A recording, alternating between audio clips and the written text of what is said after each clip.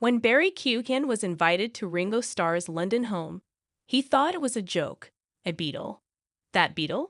But a few texts, one call from his agent, and a surreal WhatsApp voice note later. Hey Barry, it's Ringo. Let's have a jam, peace and love. There he was, standing outside a pristine white townhouse in Chelsea, heart pounding. The door opened.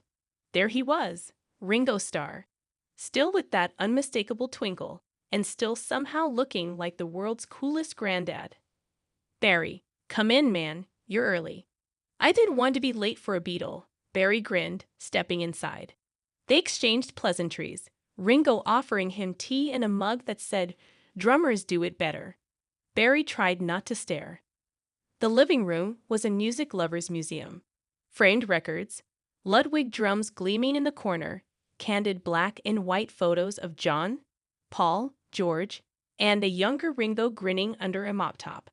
They sat for a while, Ringo telling stories about touring, meditating with Maharishi, and the day he almost quit the band.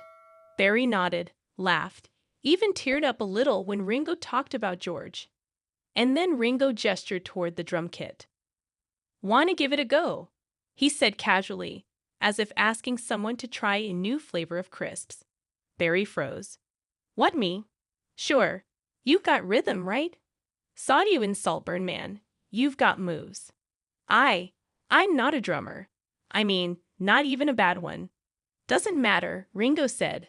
"Just feel it. It's not about technique. It's about letting go." Barry stood slowly, suddenly aware of every twitch in his limbs. His palms were damp. He walked toward the kit as if approaching a religious relic. It even smelled sacred. Old wood, polished chrome, history. He sat on the stool. Ringo handed him sticks. "Just do what you feel." Barry tapped the hi-hat.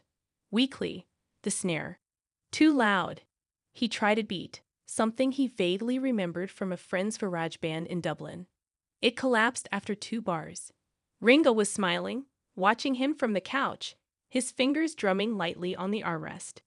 And Barry couldn't take it. He stopped. Dropped the sticks. "I can't," he mumbled. "I couldn't look at you while I was doing it.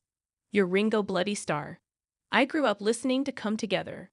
My da used to play Abbey Road on repeat. Playing drums in front of you is like trying to act in front of Brando." Ringo laughed, really laughed, like a man who'd heard every excuse under the sun and still found them all charming. "Barry, I played with Lennon. That was pressure. This is just fun." Barry sighed, his shoulders loosening.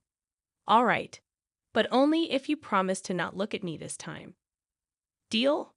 Ringo said, closing his eyes dramatically and crossing his arms. Barry took a deep breath. He raised the sticks again.